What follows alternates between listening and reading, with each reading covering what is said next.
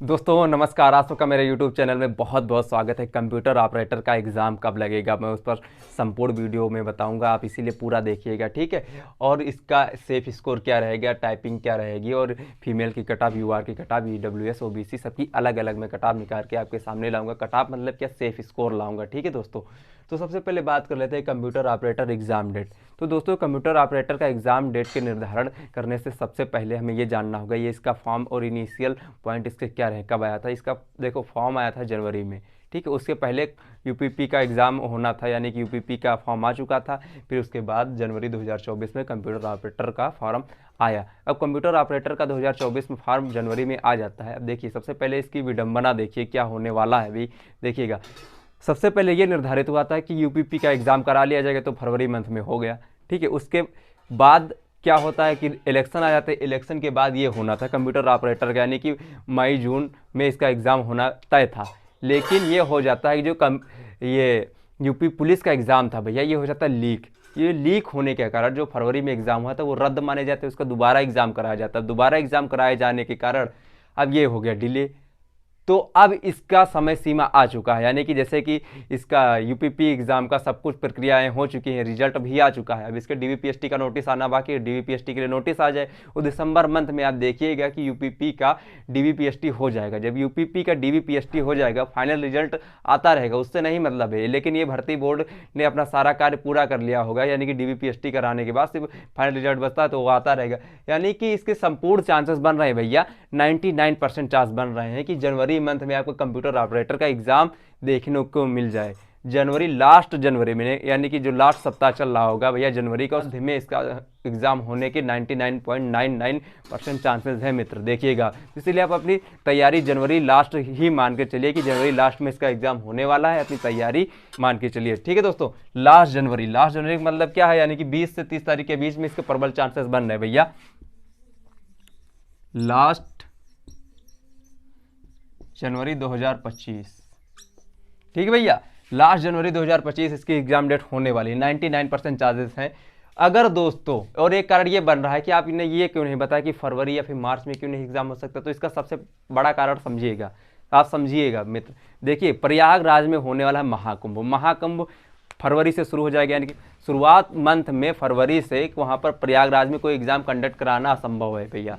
कोई भी एग्ज़ाम नहीं हो सकता है वहाँ पर, क्योंकि प्रयागराज में महाकुंभ हो रहा है। और यूपी का प्रयागराज, लखनऊ और ये कुछ बड़े बड़े सिटीज़ है जहाँ पर कुछ बड़े एग्ज़ाम होते हैं, तो वहाँ पर कंडक्ट कराने बहुत आवश्यक है। तो ये कंप्यूटर ऑपरेटर का एक बड़ा एग्ज़ाम माना जाता है, काफ़ी ज़्यादा संख्या है, तो प्रयागराज में तो होगा ही। तो प्रयागराज में एग्ज़ाम ये ना तो फरवरी में कराए जा सकते हैं, ना ही मार्च में कराए जा सकते। तो 2 मंथ में तो वहाँ पर कराए नहीं जा सकते, वहाँ महाकुंभ चल रहा है भैया ना। तो 2 मंथ आप ये, ना फरवरी ना मार्च, अगर ये 2 मंथ में जनवरी में एग्ज़ाम ना हुआ तो आपका एक जाएगा अप्रैल और मई में, अप्रैल मई 2025 में जाएगा। तो इसीलिए प्रबल चांसेस है, भर्ती बोर्ड, सरकार, गवर्नमेंट सब यही चाहेंगे भैया कि इधर ही एग्ज़ाम हो जाए। छात्र भी चाहते हैं कि जनवरी मंथ में इसका एग्ज़ाम ले लिया जाए। तो प्रबल चांसेस है कि जनवरी में आप ये तैयारी अपनी आप जनवरी सेट करके चलिए भैया। अगर आप करा लिया जाएगा अगर जनवरी में, तो क्या करेंगे, तो इसलिए आप जनवरी मान के चलिए इसका होने वाला है एग्ज़ाम। अगर ना हुआ तो फिर ये गई उधर, ठीक है, मई जून में गई 2025 में, ठीक।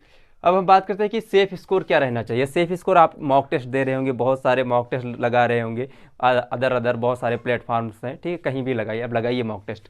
तो वहाँ पर आपका एक स्कोर जनरेट हो रहा होगा। तो उस स्कोर के आधार पर आप ये सोच रहे होंगे कि मुझे टाइपिंग करनी चाहिए, अभी से टाइपिंग सीख लें, या फिर मैं सेफ़ हूँ या नहीं हूँ, मैं उसके बारे में विस्तारपूर्वक चर्चा करूँगा दोस्तों।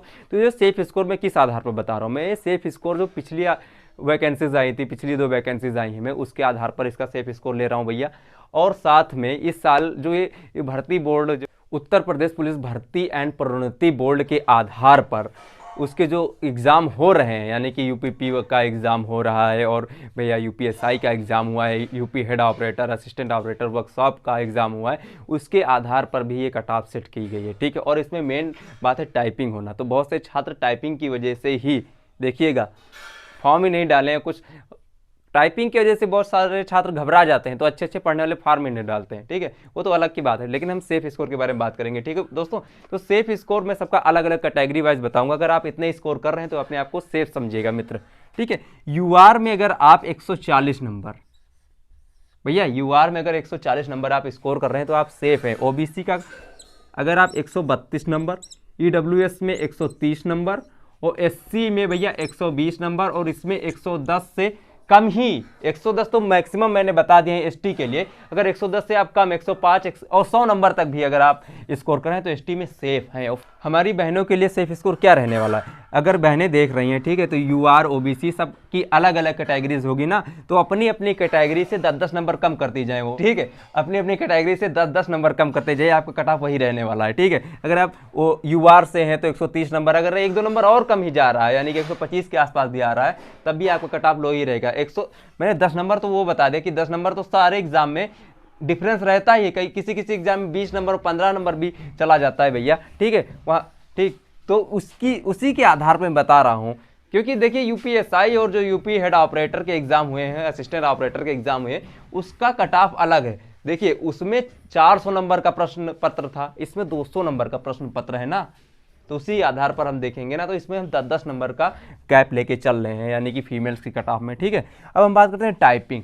अब टाइपिंग का आपको पता ही होगा, जितने भी एग्जाम होते हैं और जितने भी पुलिस भर्ती बोर्ड और यूपी SSSC से एग्जाम कंडक्ट होते हैं, उसमें टाइपिंग की स्पीड क्या रहती है, टाइपिंग की स्पीड इसमें भी वही रहेगी, 25 वर्ड प्रति मिनट रहेगी, किसमें, हिंदी टाइपिंग में। अगर आप इंग्लिश टाइपिंग भी मांग रहा है तो इंग्लिश टाइपिंग में आपकी 30 वर्ड प्रति मिनट होनी चाहिए, हिंदी में 25 वर्ड प्रति मिनट और इंग्लिश में 30 वर्ड प्रति मिनट, और आपकी दोनों मीडियम में टाइपिंग आनी चाहिए, हिंदी और इंग्लिश में भी आनी चाहिए। और एक्यूरेसी इसमें 85% है, 85% एक्यूरेसी कन्फर्म है। ठीक है, अगर आप 15% कोई मिस्टेक करते हैं तो क्षमा कर दी जाएंगे। ठीक है दोस्तों, ठीक। और हाँ, सबसे ज़रूरी बात यह है भैया मित्र, कुछ ऐसे मेरे मित्र होंगे जिसको टाइपिंग नहीं आती होगी, जैसे कि मुझे ही नहीं आती है। ठीक है, तो ये जो मित्र हैं तो टाइपिंग शुरू कर दे। टाइपिंग शुरू करने का मतलब क्या है, कितना समय मिलेगा, जैसे ये एग्ज़ाम हो जाएगा ना, मात्र 2 से 3 मंथ, और 2 से 3 मंथ में हिंदी टाइपिंग और इंग्लिश टाइपिंग दोनों सीखना और एक्यूरेसी और स्पीड के साथ काफ़ी कठिन कार्य हो जाता है। तो इसीलिए आप धीरे धीरे प्रैक्टिस बनाइए कि टाइपिंग भी किया जाए। अगर आपको इसमें